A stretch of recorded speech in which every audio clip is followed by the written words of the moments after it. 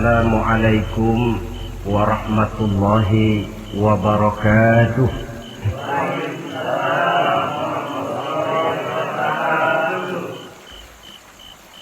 Alhamdulillahi rabbil alamin. Wassalatu wassalamu ala ashrafil anbiya'i wal mursalin, Sayyidina wa maulana Muhammadin wa ala alihi wa ashabihil mujahidin at-tahirin, amma ba'd. Saudara hadirin kaum muslimin rahimakumullah. Dalam kehidupan sehari-hari kita selalu berhadapan dengan dua hal yang berlawanan, dengan dua hal yang kontroversial kata orang sekarang, yang kita diharuskan memilih satu di antara kedua hal itu.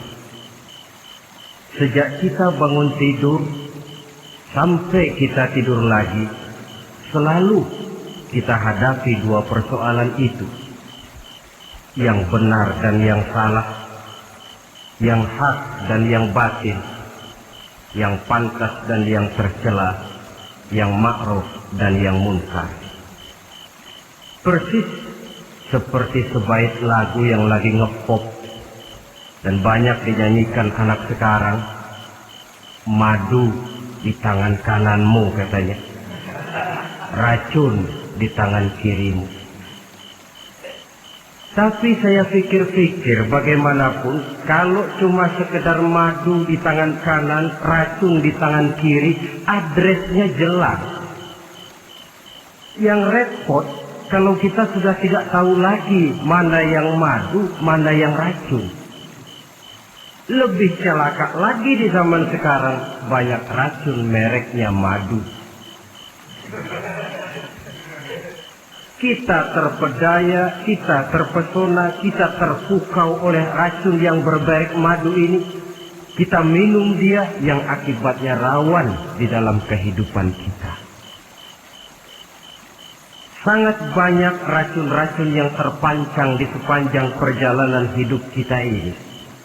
Dan dua di antara racun kehidupan itu akan kita bicarakan pada pertemuan kali ini, yakni arak dan judi, minuman keras dan judi.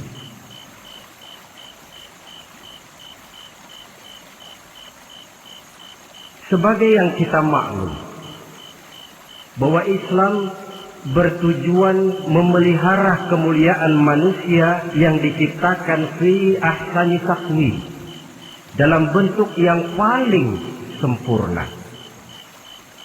Arak atau minuman keras jelas merupakan hal yang merusak dari berbagai aspek kehidupan. Entah kesehatan tubuh, entah pertumbuhan akal, ketentraman rumah tangga, ketentraman masyarakat, bangsa dan negara. Cobalah sejenak kita adakan penyelidikan. Kalau masuk kita ke dalam penjara, melihat sel-sel di sana, berapa banyak yang mendekam di sel karena urusan minuman keras. Masuk kita ke rumah sakit, berapa banyak yang dirawat akibat minuman keras, akibat stres yang dialaminya. Berapa banyak rumah tangga berantakan, berapa banyak pembunuhan terjadi, pemerkosaan terjadi akibat daripada minuman keras ini. Yang paling ironi kalau dia sudah menyerang anak-anak muda kita. Padahal kita tahu remaja, pemuda adalah bentuk miniatur daripada kehidupan suatu bangsa. Akan bagaimana warna Indonesia 20, 30, 40 tahun yang akan datang, remaja dan pemuda kita jawabannya. Bahkan dari segi agama pun akan bagaimana warna Islam di Indonesia 20, 30 tahun yang akan datang, remaja itu pula jawabannya. Karena itu tidak terlalu berlebihan kalau saya berkata bahwa untuk menghancurkan Islam di Indonesia ini tidak perlu menghancurkan pondok pesantren, tidak perlu menutup masjid, melarang pengajian, menyegel musola, tidak perlu. Untuk menghancurkan Islam di Indonesia cukup dengan meracuni remaja, pemuda-pemudi Islam di Indonesia. Kalau mereka sudah diracuni, dijauhkan dari agamanya, masalahnya tinggal menunggu pergantian generasi. Maka yang jadi pilot proyek jelas remaja, pemuda, termasuk dengan menanamkan pengaruh minuman keras. Ditanamkan ke tengah remaja kita ini untuk jauh dari tuntunan agama. Hei pemuda-pemuda Islam, kalau kau mau jadi pemuda modern, jangan dekat-dekat ke masjid. Masjid khusus 60 tahun ke atas. Sepertinya di depan masjid itu ada papan pengumuman masjid khusus 60 tahun ke atas. Baca Quran kolot. Seiring dengan itu lalu modernisasi diartikan dengan westernisasi. Kau tidak akan bisa jadi pemuda modern sebelum semua yang datang dari barat kau telan mentah-mentah. Kau harus bisa bergaul seperti orang barat, berumah tangga macam orang barat, makan minum seperti orang barat. Kalau nyanyi lagu barat yang orang lain nggak ngerti, kamu juga nggak tahu.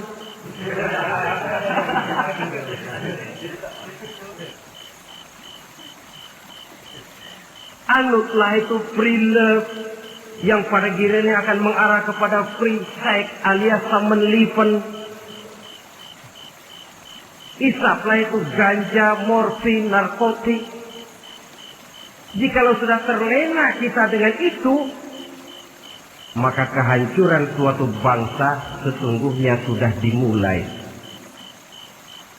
Penyakit minuman keras ini bukan cuma penyakit zaman ini.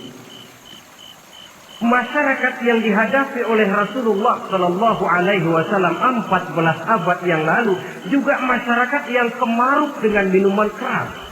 Arab jahiliyah kalau sudah minum arak mabuk, tidak cuma minum, dia mandi pakai arak. Sistem pendidikan yang disampaikan Islam bijaksana. Mula-mula diberikan gambaran bahwa arak itu walaupun ada manfaatnya tapi ada bahayanya, dan bahayanya jauh lebih besar daripada manfaatnya. Tahap kedua diberikan pesan jangan mendekati sholat dalam keadaan mabuk. Padahal sholat 1 hari 1 malam 5 kali artinya makin jauh saja dia dari arak itu. Pada saat kondisi iman sudah memungkinkan barulah turun vonis bahwa arak itu najis, perbuatan setan, jauhi. Yang ironi yang saya katakan tadi, racun mereknya madu. Kadang-kadang kita dibuai dengan iklan yang tidak mendidik.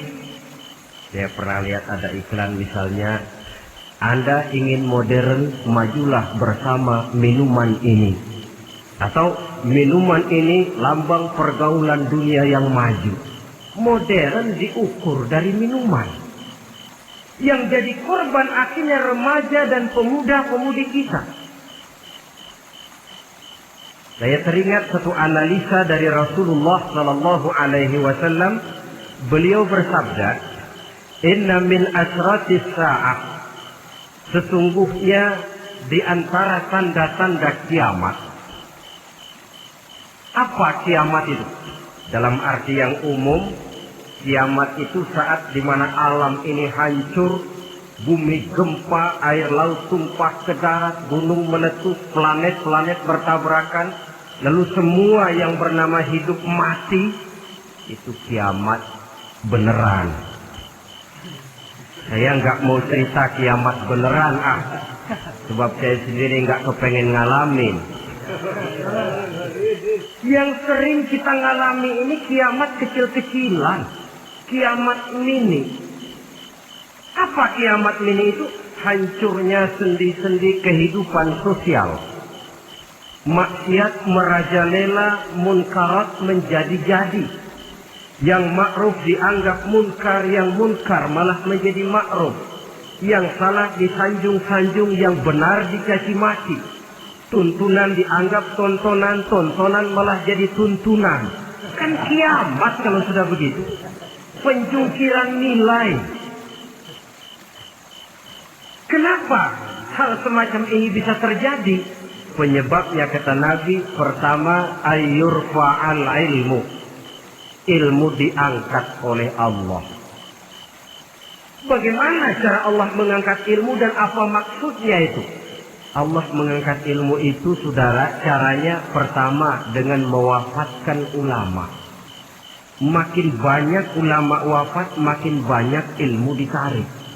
Yang kedua, kurangnya minat orang untuk belajar agama. Kalau sudah klop macam itu, artinya agama sudah disudutkan ke pojok-pojok kehidupan.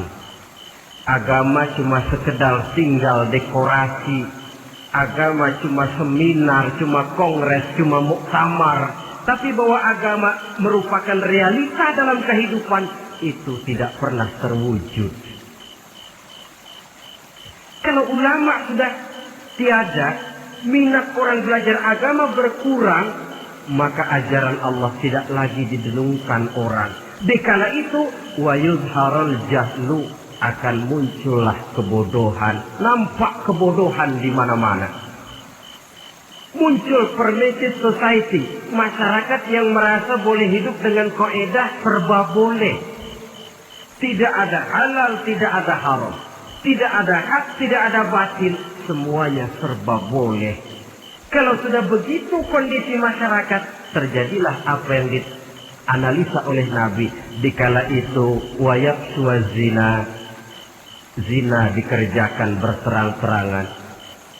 Orang sudah tidak punya malu.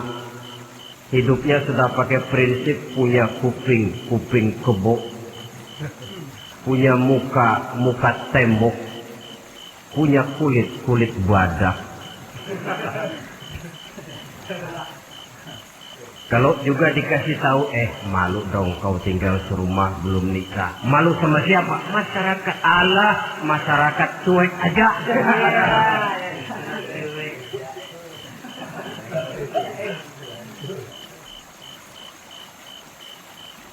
Bukankah realita kalau kita ikuti surat-surat kabar, berapa banyak sudah gadis-gadis bergelimpangan jadi korban?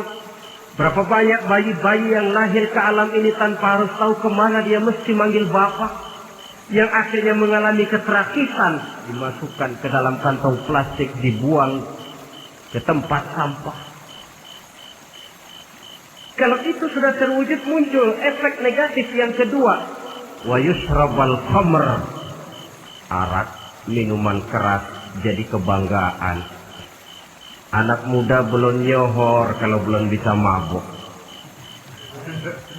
Yang nggak mabuk dianggap kolot. Kampungan lo. Bikin malu baru kena segelas aja udah miring. Cengeng.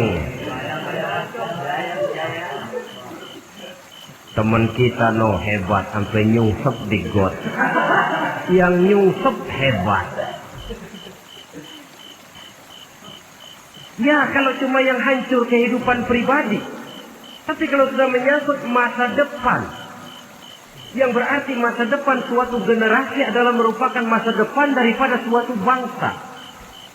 Begitu kerasnya Islam ini melarang minuman keras. Sampai bukan cuma sekedar meminumnya saja yang diharamkan, tetapi juga dilarang mengimportnya, memproduksinya, membuka warung yang menjual minuman keras atau bekerja di tempat penjualan minuman keras. Ada juga yang nyerempet-nyerempet, Pak, kalau sedikit kan nggak apa-apa, nggak mabuk ini. Nah, saya ingatkan hadis Nabi diriwayatkan oleh Imam Ahmad, Abu Daud dan Tirmidzi.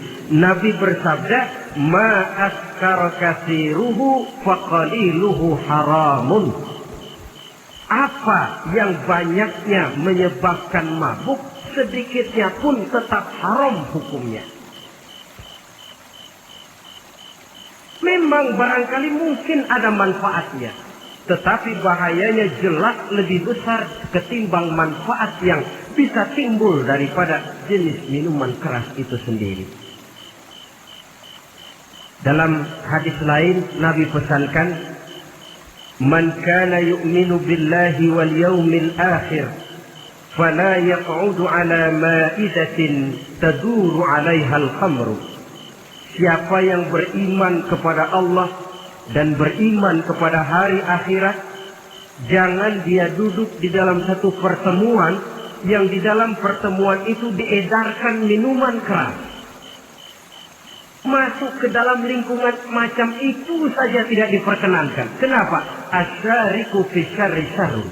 Bersekutu dengan kejahatan, jahat juga hukumnya. Semalam kamu mabuk ya? Enggak, temen. Saya cuma ngebeliin aja kok. Apalagi ngebeliin.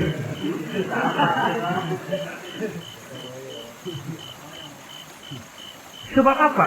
Dalam keadaan mabuk, orang tidak lagi bisa berpikir secara logik. Daya kontrol hilang, artinya perbuatan sudah tidak terkontrol lagi. Yang pertama. Yang kedua, IQ tidak akan tumbuh dan berkembang secara normal seperti yang kita harapkan. Yang ketiga, harga diri akan runtuh hancur di tengah masyarakat. Bayangkan kalau tengah malam kita digotong orang diantar ke rumah kita. Dengan kondisi macam itu masih punya muka kita untuk tegak di tengah masyarakat. Masih punya harapan kita untuk tumbuh menjadi pemimpin sementara orang terkenang. Ini kan yang kemarin malam gue gotong, dia lagi mabuk. Harga diri, kepribadian. Jangan lupa saudara, kita hidup di tengah masyarakat. Masyarakat itu punya hukum yang tidak tertulis, tapi lebih kuat dan lebih kejam daripada hukum tertulis. Orang bilang, sekali arang tercoreng di dahi, seumur hidup orang akan tetap ingat. Makanya Rasulullah dalam hadis memberikan tamsil untuk adik-adik remaja muslim ini, masalul mu'min kamasalin nahli. Perumpamaan orang yang beriman itu persis seperti tawon. Mentalitas orang mukmin persis tawon. Apa mentalitas tawon? Kalau kita ngaji bab tawon, kita renungi apa keistimewaan tawon. Saya lihat-lihat, ternyata tawon itu punya 4 keistimewaan. Pertama, tawon itu yang dihisap selalu saripati bunga. Bagus makanannya. Belum pernah tawon keliru makan. Saya belum pernah dengar kok ada tawon makan tahu.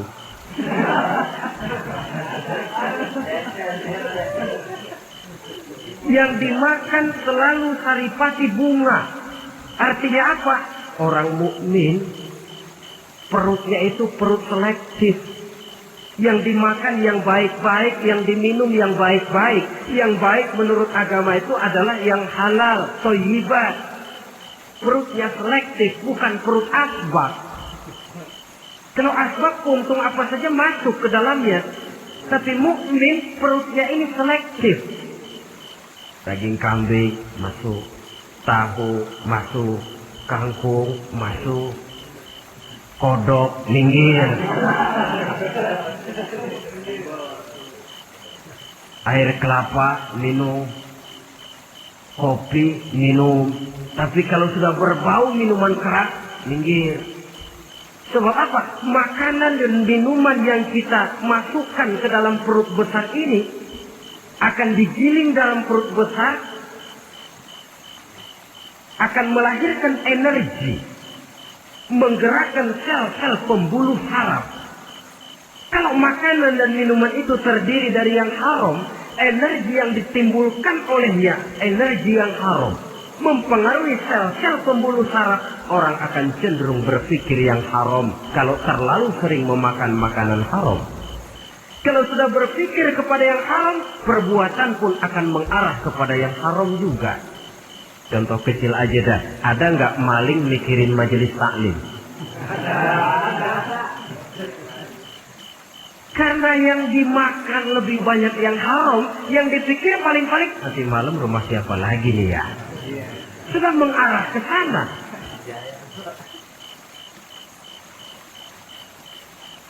Saripati bunga yang dimakan tawon itu.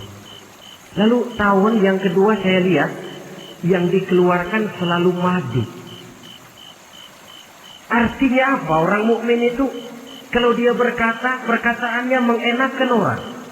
Kalau dia berbuat, perbuatannya membawa manfaat bagi orang. Kalau kakinya melangkah tentu ke tempat yang ada gunanya. Yang dikeluarkan madu, bukan racun. Indah tawon itu. Yang ketiga, tawon saya lihat, kemanapun dia hinggap, tidak ada dahan patah. Artinya apa?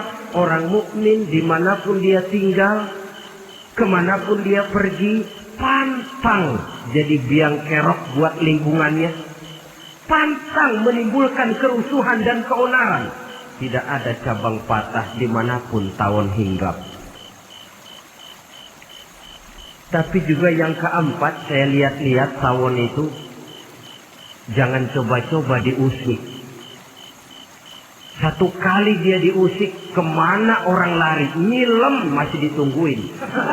Tawon. Tapi kalau nggak diusik, nggak ada tawon usil ke pasar nyariin orang. Ketika dia diusik, inilah saatnya saya harus mempertahankan kehormatan diri saya. Dia pun bangkit. Artinya apa? Orang mukmin tidak boleh nyari-nyari musuh. Tapi ketemu musuh tidak boleh lari. Musuh jangan dicari, bertemu pun jangan lari. Mentalitas orang mukmin seperti tawon. Yang dimakan baik, yang dikeluarkan baik. Kemana dia tinggal tidak menimbulkan keonaran buat masyarakat, tapi juga sanggup menjaga dan mempertahankan kehormatan dirinya. Kalau konteksnya dengan masalah yang sedang kita bicarakan, minuman keras. Saya katakan tadi, kita kadang-kadang salah pilih, tertipu oleh racun yang bermerek madu. Ada minuman empuk, nyari yang keras. Salah pilih. Ketahuan orang bikin pel buat anjing, manusia yang nelen.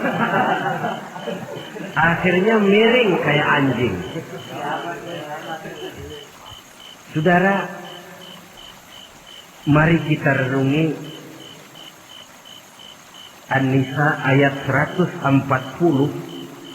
Allah Subhanahu wa ta'ala mengingatkan, "Qad nazzala 'alaikum fil kitabi an idza sami'tum ayati Allahi yukfaru biha wa yustahza'u biha fala taq'udu ma'ahum hatta yaqudu fi haditsin ghairi innakum idzam misluhum." Sungguh kata Allah, telah diturunkan kitab Al-Quran ini kepada kamu, yang apabila kamu dengar ayat-ayat Allah itu diingkari orang, diejek-ejek orang, fala taqudu ma'ahum, jangan kamu duduk bersama orang-orang semacam itu. Bagaimana mengejek ayat-ayat Allah? Misalnya, tahu kalau minuman keras itu diharamkan, tapi masih minum juga, itu kan mengejek ayat namanya. Duduk di majelis semacam itu dilarang oleh Quran. Kenapa? Innakum idzam misluhum. Kalau kamu juga duduk di majelis semacam itu, kau dan mereka sama saja, kata Quran. Sama saja. Tahu kalau minuman yang memabukkan itu diharamkan agama, tapi diminumnya juga mengejek ayat Allah. Duduk di tengah kelompok mereka berarti ikut mengejek ayat Allah. Dekat saja pun jangan, entahlah lagi sampai meminumnya. Maaf, bukankah Allah menurunkan Al-Quran kepada manusia? Kata Imam Al-Ghazali, persis, maaflah, seperti gubernur bikin surat kepada Pak Lurah. Dalam suratnya Pak Gubernur bilang, Pak Lurah, tolong carikan tanah di daerah Kebayoran untuk sekolah 6.000 meter. Pak Lurah dapat surat dari Pak Gubernur, bangga bukan main.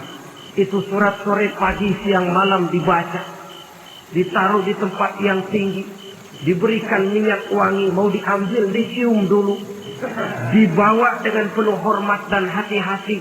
Tapi tanah yang dipesan Pak Gubernur tidak dicari-cariin. Penghargaan macam apa ini? Nanti Gubernur cek, Pak Lurah, siapa? Sudah terima surat saya? Sudah Pak, sudah. Bagus. Lalu bagaimana? Aduh Pak, surat Bapak sore pagi siang malam saya baca. Bagus. Apalagi Lurah? Surat Bapak saya taruh di tempat yang tinggi Pak. Saya pakai minyak wangi. Mau saya ambil, saya cium dulu. Saya bawa dengan penuh hormat dan hati-hati. Bagus Lurah. Kau memang hormat sama atasan. Cuman Lurah, tanahnya udah dicariin belum? Nah yang itu belum tuh Pak. Belum. Kata Gubernur, bagus Lurah, besok berhenti lo ya.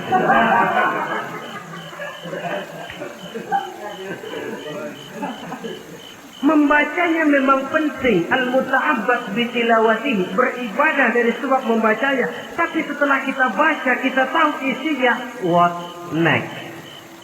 Mau apa kita dengan isinya itu? Jangan yang kita baca kita injak-injak.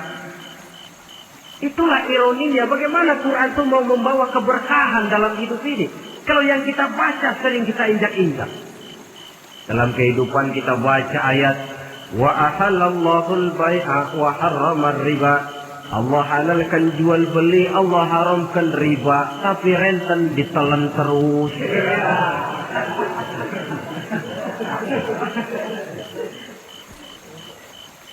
Kita baca ayat wa'tasimu bihablillahi jami'an wa la tafarraqu.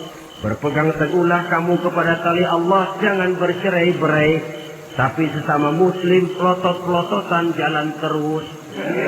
Janganlah yang sesama muslim kadang-kadang yang mengklaim dirinya sebagai pemimpin Islam kelihatannya juga sikut-sikutan jalan terus.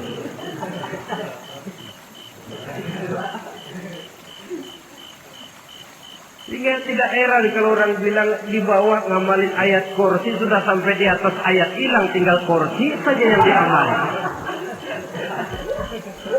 Ironi dan menyedihkan. Perjalanan panjang memang saatnya kita menunggal dengan Al-Quran ini. Tetapi prosesnya memang harus kita mulai dari sekarang. Perkara kapan proses ini selesai, itu bukan masalah kita. Tapi bahwa kita sudah memulai suatu proses, itulah yang diharapkan. Hadirin yang saya hormati, oleh karena kerasnya peringatan Islam terhadap minuman keras, pernah satu hari seorang lapor kepada Khalifah Umar bin Abdul Aziz bahwa ada sekelompok orang berkumpul meminum minuman keras. Kata Khalifah Umar bin Abdul Aziz, "Zerah mereka, hukum, cepat." Ya Khalifah, kenapa? Di tengah mereka ada juga orang yang Ramadan biasa puasa. Begitu, iya, yang biasa puasa duluan hukum. Kenapa? Mengerti memang lebih besar resikonya daripada tidak mengerti.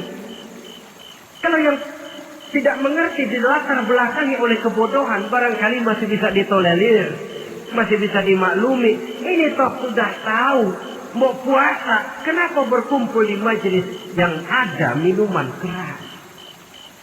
Dan memang kelompok ini kan memang selalu ada. Kita lihat dalam masyarakat itu kan ada 4 kelas. Pertama, ada orang yang tahu perintah dan tahu larangan. Ini the first class, kelompok terbaik. Perintah tahu dia kerjakan, larangan tahu dia jauhi. Ini orang terbaik. Yang kedua, ada orang tahu perintah tapi tidak tahu larangan. Perintah tahu, larangan tidak tahu. Sholat mau, puasa mau, zakat fitrah bayar, nyolong mau, mabuk ayo. Perintah tahu tapi larangan tidak tahu, akhirnya semua dikerjain. Barangkali yang rada bingung malaikat bagaimana nyatatnya ini, kotor absen. Gelas yang ada di hadapan saya ini, kalau semua diisi air putih macam ini, kan jelas bisa diminum orang. Kalau semua diisi bensin, jelas bisa diminum motor. Tapi kalau separuh diisi air putih, separuh diisi bensin, Kacau.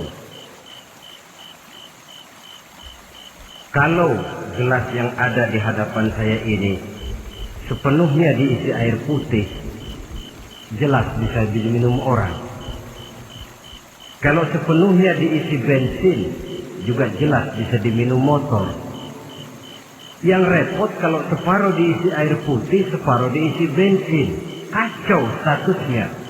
Orang minum mabok, motor minum pun mogok. Dijual juga tidak laku barang campuran. Inilah makna pernyataan Allah, وَلَا تَلْبِسُوا الْحَقَّ بِالْبَاطِلِ. Jangan kamu campur adukan antara yang hak dan yang batil. Perintah dikerjakan, larangan pun dikerjakan juga. Kelompok ketiga, ada pula manusia yang tahu larangan tapi tidak tahu perintah. Larangan tahu tapi perintah tidak tahu. Jahat sama tetangga tidak, mencuri tidak, mabuk tidak, zina tidak, sholat tidak, puasa tidak, polos, semua serba tidak. Dan yang terakhir, kelompok keempat, perintah tidak tahu, larangan pun tidak tahu. Ini masuk kelompok makhluk gratis. Misalnya kambing, ayam, kerbau, itu kan makhluk-makhluk yang memang perintah tidak tahu, pun larangan juga tidak tahu.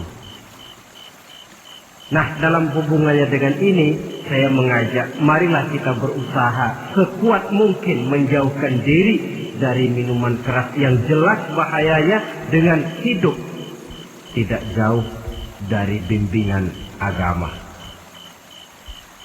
Hadirin kaum muslimin rahimakumullah. Kawan seiring dan sejalan dari minuman keras, judi namanya. Saudara kembar barangkali. Yang satu sering menimbulkan yang lain, tetapi bukan tak jarang keduanya berjalan berdampingan. Posisi judi dan arak ini dalam Quran sama bahayanya. Apa sebab? Mentalitas judi adalah mentalitas circle, lingkaran setan. Artinya, yang menang biasanya ketagihan, yang kalah biasanya penasaran. Ini yang menyebabkan orang tidak mau berhenti. Kalau dia menang, dia ingin mencoba untuk menang dalam jumlah yang jauh lebih besar lagi. Kalau dia kalah, dia penasaran, kenapa hari ini kalah? Barangkali sial, besok malam saya tebus. Mental semacam ini memang sulit untuk berhenti. Kenapa judi diharamkan dalam Islam? Pertama, seorang muslim di dalam berusaha mencari harta, dia harus mengikuti sunnatullah. Kata kita orang muslim, hukum alam kata orang sekarang, natural of law bahasa kerennya. Berusaha menurut hukum kausal. Memasuki rumah dari pintunya, menunggu suatu akibat dari sebab yang kita lakukan. Bahwa kalau begini, mesti begitu. Karena kita memang terikat oleh permainan yang disebut hukum alam ini. Hidup bukan undian, jangan mengharap untung besar tanpa mau peras keringat. Satu pagi, Khalifah Umar bin Khattab radhiyallahu an masuk ke masjid. Beliau lihat ada orang sedang berdoa khusyuk betul. Ditunggunya 2 menit, 3 menit, sampai 10 menit lebih belum juga selesai. Agak lama orang itu berdoa. Selesai berdoa, dihampiri orang itu oleh Sayyidina Umar. Beliau tanya, saudara, lagi apa tadi itu? Berdoa ya Khalifah. Minta kepada Allah? Tentu minta kepada Allah. Minta apa? Minta rezeki. Sudah lama? Dari tadi habis sembahyang subuh. Dapat? Belum. Ya memang kata Sayyidina Umar, inna sama la tumtiru zahaban wa la fiddatan. Langit itu tidak mungkin akan menghujankan emas, tidak mungkin pula menghujankan perak. Jadi orang dilarang duduk bermalas-malas menunggu keajaiban yang datang dari langit. Karena memang hidup ini bukan undian. Jadi jangan mengharap untung besar tanpa mau keras keringat. Di dalam berusaha kita terikat oleh sunnatullah. Kalau begini sebab penyebabnya, akan begini akibat yang ditimbulkannya. Yang kedua, Islam menjadikan harta manusia itu sebagai benda berharga yang dilindungi. Mengambilnya dengan judi termasuk memakan harta orang lain dengan cara yang batil. Yang ketiga, judi itu sendiri dapat menimbulkan permusuhan dan pertentangan antara para pemain itu sendiri. Meskipun kelihatannya kompak duduk dalam satu meja yang saling berhadap-hadapan, yang kalah kelihatannya pasrah, tetapi kan itu cuma kulit permukaan. Batinnya bagaimanapun juga yang kalah itu tetap mendendam. Sedangkan yang kalah di samping mendendam juga mengomel, mencaci mungkin ya lawan bermainnya, ya mungkin juga dirinya sendiri. Dan yang keempat, judi itu merusak aktivitas hidup, membuat orang membuang waktu dengan tidak terasa, dan yang pada gilirannya merupakan orang kepada tanggung jawab. Wah, kalau sudah memegang kartu, konon kabarnya, saya sendiri alhamdulillah belum pernah, lupalah orang anak, lupalah orang kepada istri, lupalah orang kepada tanggung jawab. Waktu pun berlalu tanpa terasa. Apalagi kalau sudah diiming-iming oleh gambaran akan memperoleh keuntungan yang besar. Termasuk di dalam judi itu undian, apapun namanya. Yang usaha ke arah ini seharusnya tidak dipermudah, walaupun dengan embel-embel dana kemanusiaan, sumbangan sosial. Saya tidak begitu yakin, saudara, bahwa bangsa Indonesia ini sudah begitu menipis rasa kemanusiaannya, sehingga untuk berlaku sosial mesti diimbangi dengan hadiah sekian juta rupiah. Saya tidak percaya bahwa umat Islam di Indonesia sudah begitu tipis rasa kasih sayangnya kepada sesama, sehingga sulit mengeluarkan bantuan kalau tidak diimbangi dengan hadiah yang sekian puluh juta rupiah. Yang saya khawatir apa? Pada gilirannya di negeri ini akan makin banyak penghayal-penghayal kelas berat, tukang-tukang lamun kelas tinggi, yang hidup cuma ngumpulin jikalau. Jikalau, andai kata, umpama misalnya, orang sudah kemana-mana kita masih menghitung jikalau.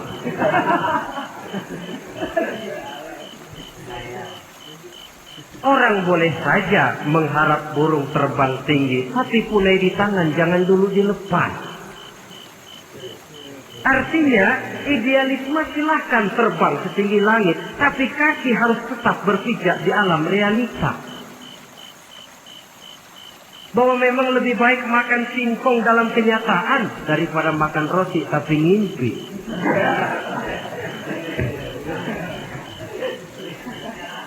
Kadang anaknya menangis, Pak minta jajan, ada uang 200 rupiah. Sudahlah sabar, kau jangan jajan, nanti bapak beliin kalau tembus 100 juta nih. Akhirnya yang 100 juta tidak, anak pun kelaparan. Bukankah akan jadi masalah bagi semuanya?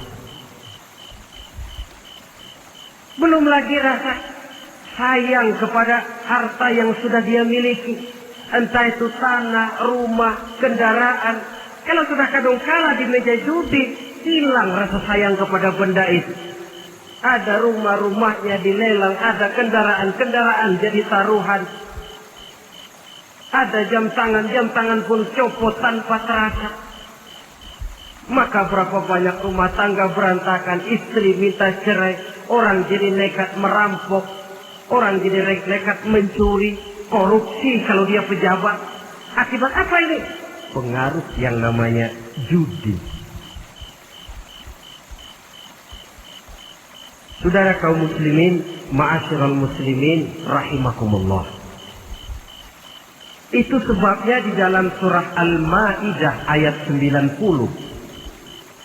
Allah menekankan, innamal khamru wal maisir wal ansab wal azlam rijsun min amali syaitan wajtanibuhu la'allakum tuflihun. Sesungguhnya arak, judi, berhala, mengundi nasib itu rijsun. Ya Allah, jarang benar Quran menggunakan kalimat rijsun. Rijsun ini sudah merupakan puncak kekotoran. Bapak moyangnya najis, itu rijsun. Rijsun, kotor. Sudah kotor ditambah pula min amali syaitan, pekerjaan setan. Wajtanibuhu, jauhi.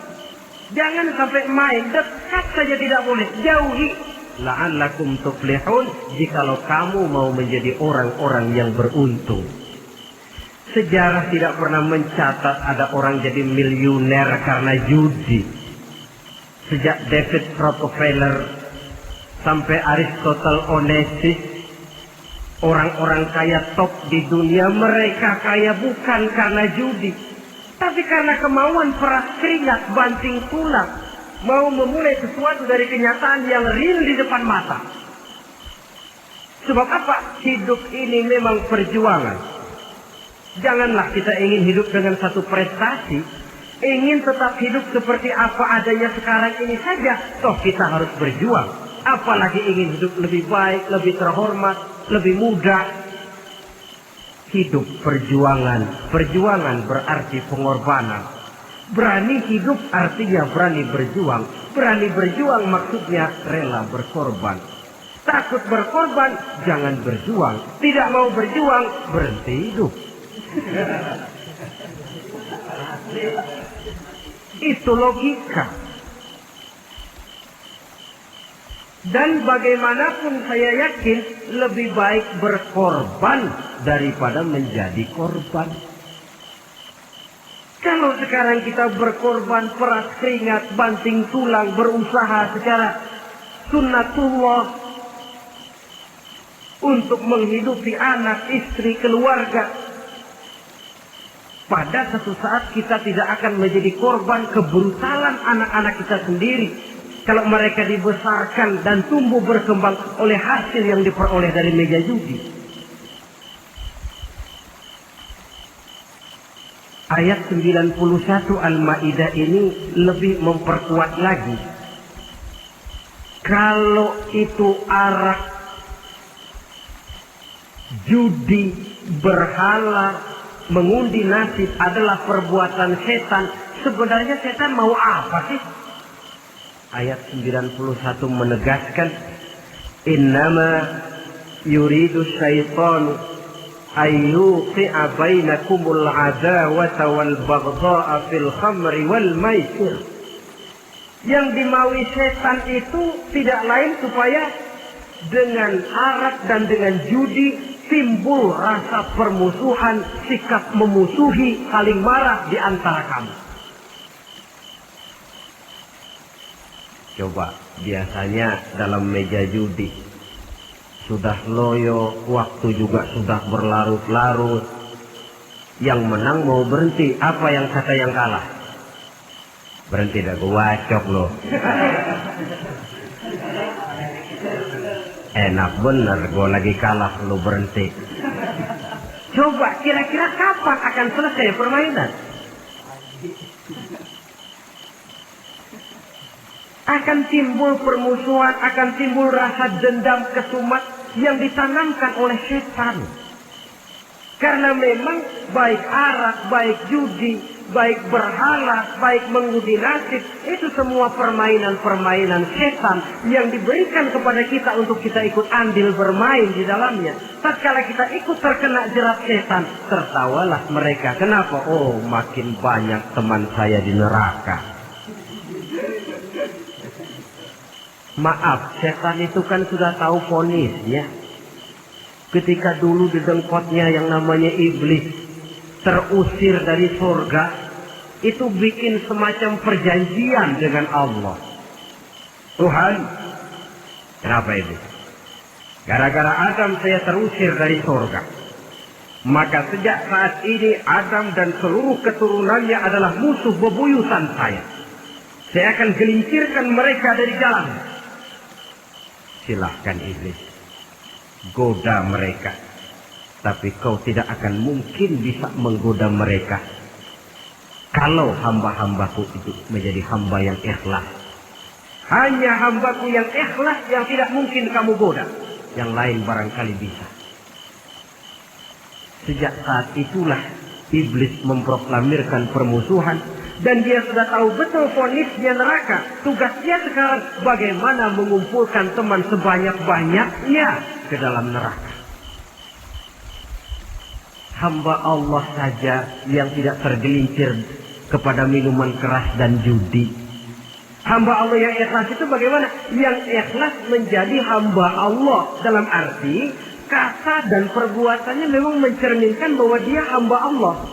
Maaf. Di zaman sekarang ini kan banyak orang cuma berkata, saya hamba Allah, mulutnya. Tapi perbuatannya membuktikan dia hamba setan, hamba dunia, hamba harta, budak jabatan, budak nafsu. Tidak sesuai antara ucapan dan perbuatan. Sebab itu kata-kata hamba Allah kalau keluar dari mulut manusia itu murah. Soalnya ngaku siapapun bisa. Tapi diakui atau tidak, ini yang kita belum tahu. Ada juga orang berdalih, saya kan masang kalau dapat nanti mau nyumbang masjid. Barangkali aja kalau nyumbang masjid disoriin dikit sama Tuhan.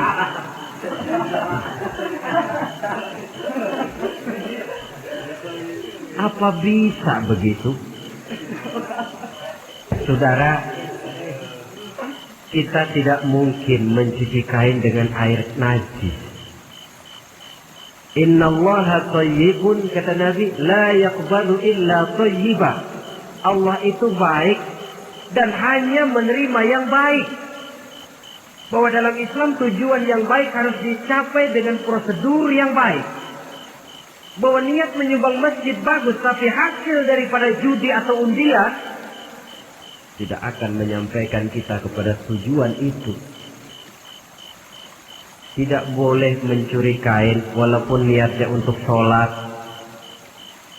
Kalau nyolong kain niatnya buat sembahyang, dimaafin kali. Walaupun sholatnya sah, mencuri kainnya tetap saja dosa.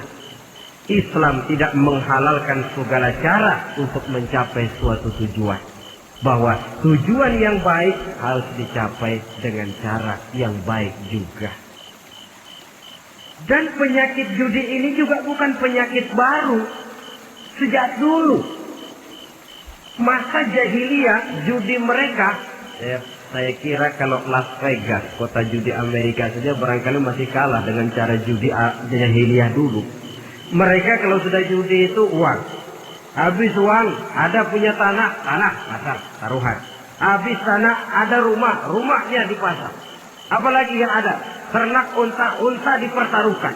Harta habis, rumah ludes, kebun binasa. Ada istri juga dipasangin.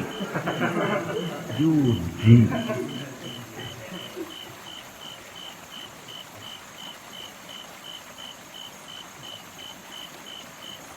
Kita sebagai muslim oleh Al-Quran dijelaskan orang yang mempunyai dua tujuan hidup.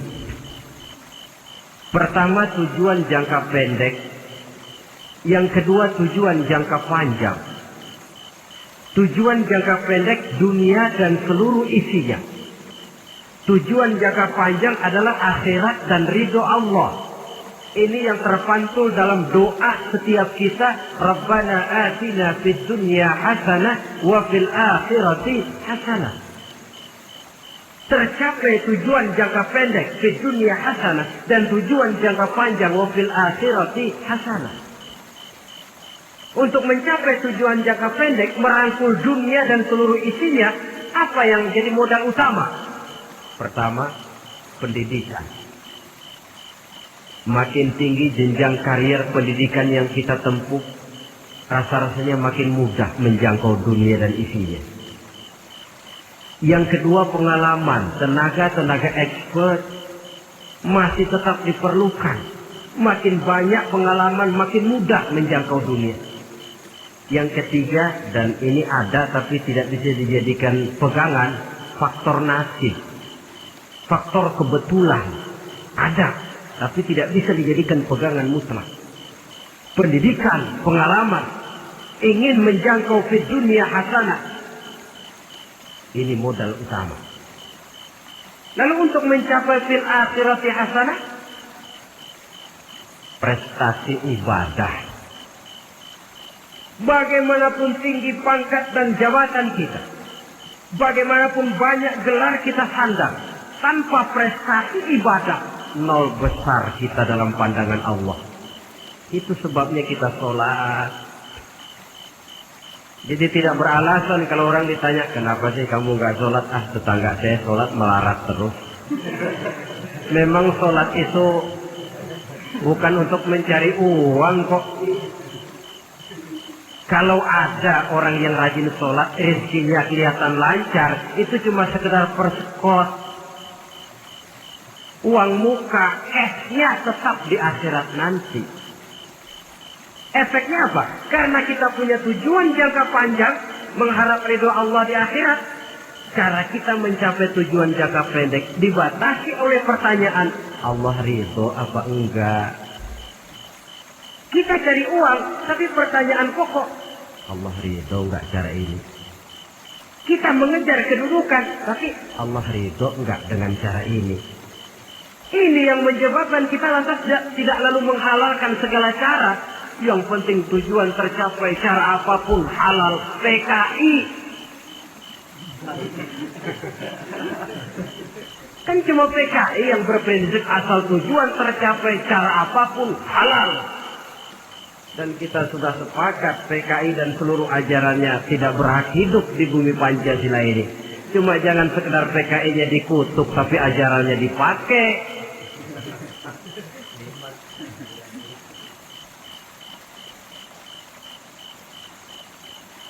Untuk mencapai dua tujuan ini, Islam mengajarkan sistem keseimbangan. Sehingga Nabi sabdakan, "I'mal li dunyaka ka'annaka ta'ishu abada, wa'mal li akhiratika ka'annaka tamutu ghada." Bekerjalah buat duniamu seolah-olah kau akan hidup untuk selamanya, tetapi bekerjalah untuk akhiratmu seolah-olah kau akan mati besok. Jadi kalau kita sudah sholat menghadap Allah, usolli fardhu maghrib, Allahu Akbar, ingat seolah-olah kita akan mati besok supaya timbul khusyuknya. Tapi kalau kita sudah bekerja, kuliah, bekerja, belajar di tempat tugas, ingat seolah-olah kita akan hidup selamanya supaya timbul gairah kerja. Jangan dibalik. Di kantor ingat mati, lemas terus. Ngapain kerja sungguh-sungguh bakalan mati. Lagi sholat ingat Duta Merlin, Altiron Plaza, ya kacau. Salah pasang, tidak pada tempatnya. Untuk mencapai fid dunia hasanah ini, Islam mengajarkan tempuh jalur yang mengikuti sunnatullah. Itu yang dihargai oleh agama. Terikat oleh hukum kausal bahwa kalau ini yang saya usahakan hasilnya akan begini. Perkara nanti hasil tidak seperti yang kita harapkan, baik sangkalah kita kepada Allah. Sebab kita tidak tahu rahasia apa di belakang itu. Kadang orang mengeluh, habis saya rajin sholat tapi rezeki seret, berhenti aja dah. Kita tidak tahu rahasia di belakang itu. Pernah hadirin, satu hari seorang petani, dia selesai bekerja di ladang, istirahat. Dia tidur di bawah sebuah pohon beringin. Di sebelah pohon beringin itu ada pohon labu. Dia berpikir, Kalau saya lihat-lihat Tuhan nggak adil katanya. Masa pohon beringin pohonnya besar, buahnya kecil. Pohon labu pohonnya kecil, buahnya gede. Tuhan bukan arsitek ulung ini.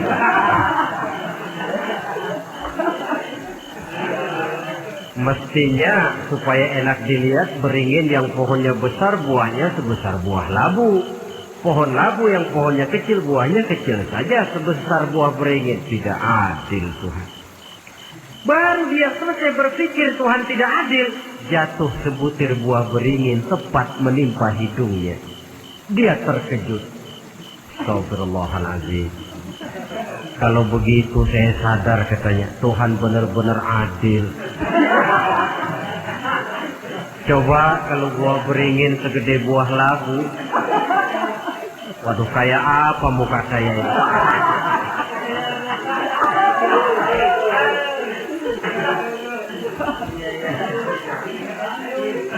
Baru terbuka pandangan matanya setelah berhadapan dengan kenyataan. Baru keluar respek. Allah benar-benar adil. Padahal semenit yang lalu dia masih berkata, Tuhan bukan arsitek ulu. Tapi semenit kemudian setelah berhadapan dengan kenyataan yang real dia hadapi, Allah benar-benar adil.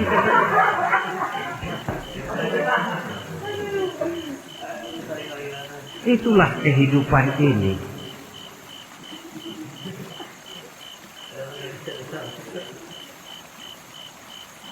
Saudara hadirin yang saya hormati, karena itu baik arak, baik judi, dua-duanya merupakan bahaya laten yang tidak hanya mengancam kehidupan agama, tetapi juga masyarakat, bangsa dan negara, apalagi kalau sudah jatuh kepada generasi penerus. Dan yang bagaimanapun juga saya berpikir sebenarnya remaja, pemuda, pemudi kita cuma korban dari suatu sistem. Sebab ini merupakan tanggung jawab bersama. Ulama mubalik macam saya paling wewenangnya cuma ngomong. Yang punya SK untuk memberhentikan pabrik minuman keras itu kan Menteri Perindustrian. Tangan-tangan eksekutif. Sehingga kalau Nabi katakan, Man ra'a minkum munkaran falyughayyir biyadihi wa illam yastati' fa bilisanih wa illam yastati' fa biqalbihi. Apabila salah seorang kamu melihat suatu kemunkaran, termasuk minuman keras dan judi di dalamnya, rubah itu. Dengan cara apa? Kalau kau mampu dengan tangan, artinya power, kekuatan. Kalau dengan tangan tidak mampu, ini orang kalau gue pukul gue yang melintir nih. Umpamanya fabilisan nih, dengan lidah ngomong, Mas saya senang sampean tinggal di sini, kampung kami tambah warga, tapi tolonglah jangan bawa pengaruh yang tidak baik. Kalau ternyata bicara pun tidak berani, fabiqalbi, cukup dalam hati, sekurang-kurangnya tidak ikut membenci kemungkaran dalam hati. Itulah kadar iman yang paling lemah. Ini secara umum. Tapi kalau hadis ini kita mau adakan semacam, katakan description of job, bahasa kerennya, kita adakan pembagian tugas. Siapa yang harus merombak kemungkaran dengan power? Penguasa, pemerintah, sebab dia punya aparat. Siapa yang merombak kemungkaran dengan lidah? Ulama, kiai, mubalik, ngomong. Siapa yang hanya merubah kemungkaran dalam hati? Kita umumnya rakyat lemah ini. Yang mau ngomong gak berani tapi hati pegel. Nah kalau sudah ada pembagian tugas semacam itu, insya Allah masing-masing akan berjalan pada relnya.